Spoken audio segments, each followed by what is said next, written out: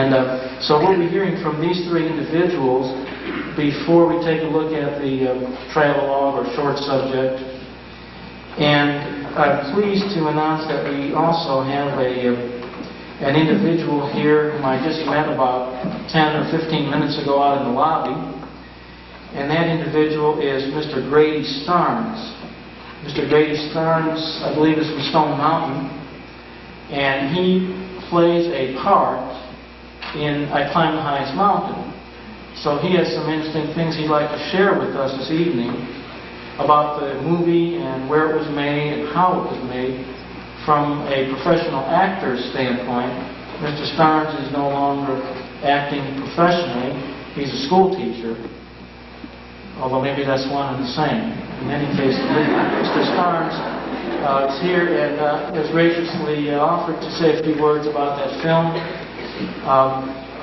which was done many years ago, and we welcome that. And I think we'll do that after the break because his remarks would pertain specifically, I think, to that film. So, let me just, by way of warning, this house will get very, very dark during the movie.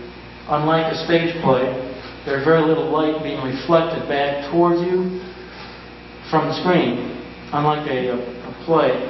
So if for any reason you need to use the restrooms or want to go outside to smoke or whatever it might be, please be very, very careful as you make your way up these steps. There are a great many steps. As I say, it's extremely dark. We do have an usher out there in the lobby to assist people coming back in to the auditorium with a flashlight. But it's difficult, if not impossible, to anticipate people getting up once they're in here and leaving and whatnot. So please be very, very careful. You don't want to have any accidents here. We ask that you do not smoke anywhere in the building, and the refreshments will be served in the adjoining theater, the Black Box, or the Experimental Theater. And we'll do that right after we take a look at the short subject. Since Mr. Bray's remarks will pertain in large part to this short subject about done for the tourist department, I think it may be appropriate to begin with Jim Warren this evening, who will be talking not about the travelogue, but about some of his recollections of Susan Hayward. So, Jim, would you please begin for us?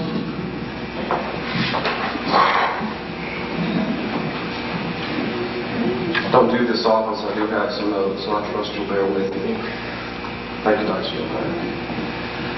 My memories of Susan are of a very general and affectionate nature in that I was between the ages of 2 and 7 when I knew Susan.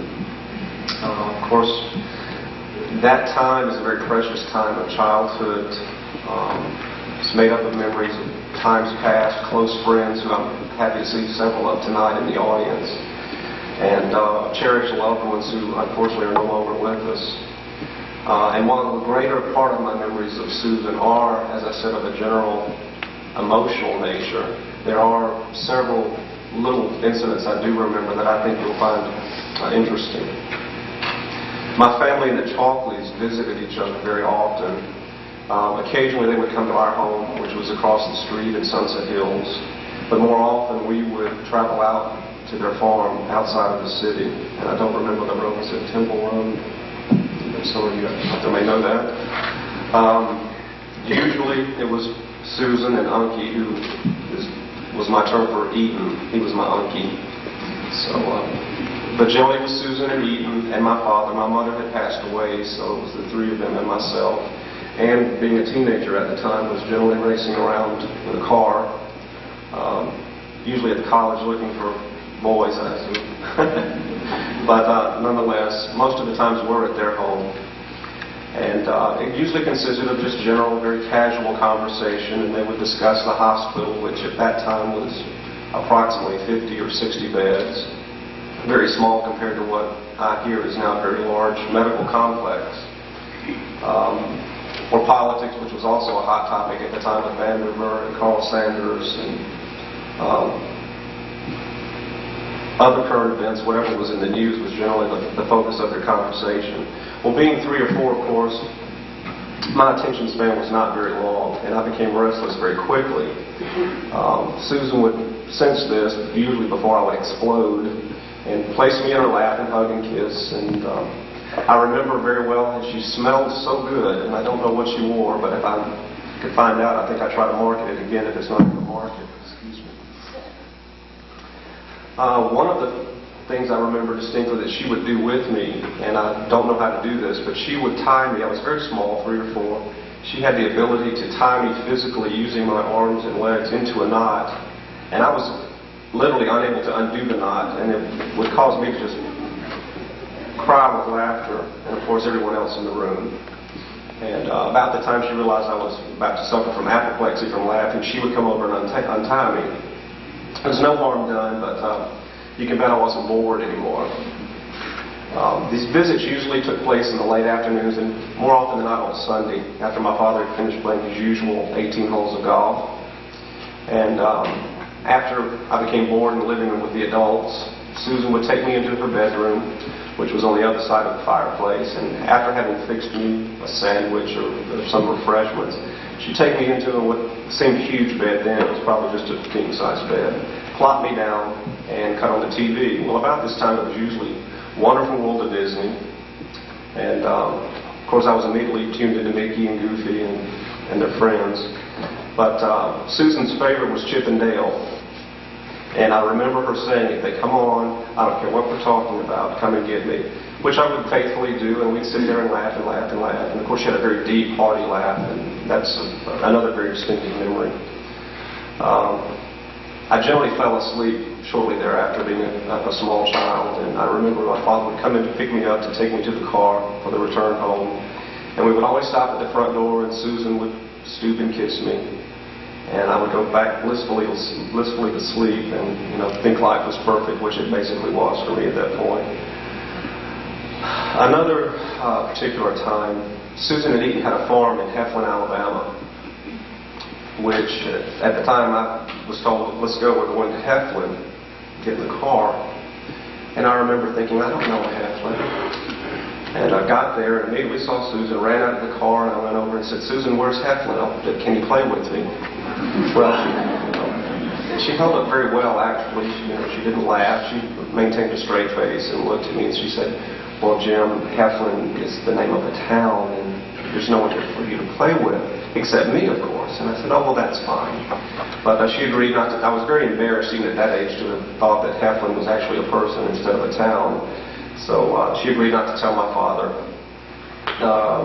So Susan also knew the value of secrets between friends. At this party, I believe it was called a barn raising at the time, and I don't know if literally a barn was just raised, but nonetheless, it's apparently a general term. I noticed they had the huge barbecue pit with the roast pig and a live band, which I was mesmerized with because I had never seen a live band before, and immediately was drawn to the drums. And those of you with children, I'm sure, must probably understand that. My father began to explain to me why, Jim, you can't go over there and play those drums. This is a party and there's a band, etc., etc. But my ability to reason at that age was not very good. And Susan could tell that I was not taking this very well. And I guess to avoid an ugly scene, which I could really throw one, let me tell you, came over, took me by the hand, walked me over to the band leader, and very adult-like introduced the band leader to me. Not the reverse, but introduced him to me as if I was one of her dearest friends, and I guess in retrospect I probably was. She said, would it be possible for Jim to play the drums? Well, he obviously knew which side his baton was buttered on, because he immediately turned around, told the band to take 5, picked me up, placed me squarely on the stool behind the drums, and put the sticks in my fat little hands. And I immediately went at it. I wasn't very shy. And sour reserve time, I think, Susan will tell you I'm still not. But I began to pound away blissfully, thinking it was just wonderful and that they were so lucky to have me play the drums here. How could they have not seen that immediately? Well, I'm sure no one else thought that Gene Krupa had stopped by for a guest spot, but Susan stood there laughing and clapping and very supportive of me, as if indeed Gene himself were there scorching the skins. That's a true pal. While the name Susan Hayward commands instant recognition then as it does now, Susan was not the type to play on that. At that age, Susan Hayward, the name Susan Hayward, to me meant my friend and my buddy, the lady that smelled so good, and not some movie star that people fell over in an effort to meet and talk with her, much less become close to as I had and come to love as I had. I loved her for her caring and her affection, and the simple fact that she loved me for who I was as an equal and not some child of her friends that needed to be endured. She always took time for me, generally, before she took time for herself with the other adults in the crowd. And it was not until several years after I had last seen Susan, I think I last saw her, it was right after Eaton's funeral. And I remember her coming over to me in her black dress, as strange the things you remember from that age, asking me if I needed anything to eat, if I was all right, was I upset. She had been with my father at his side when my mother passed away when I was 5, I believe.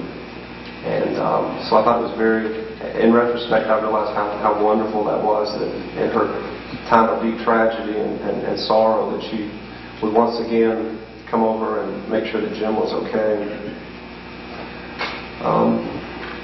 But as I was saying, it was not until years later, as I became older, that I really began to grasp who Susan Hayward was, that she was indeed a legend, and at the time a living legend. I remember thinking nights in bed, feeling very comfortable and secure, and the weather cold outside and the wind blowing. I wonder if Susan remembers me and remembers what we had when I was a small child and how I loved her and how she used to love me, and just basically wondering if she had remembered those good times. And sadly, I would never speak with her again to find out. But being famous and world-traveled, glamorous, and an acclaimed actress, it just did not seem to affect her. She was a very warm and caring and giving individual, and very motherly to me. As you know, small children are very adept at perceiving insincerity. They may not be sure what it's for or why it's there, but they nonetheless know when someone is being sincere with them. And Susan was indeed that, and much more.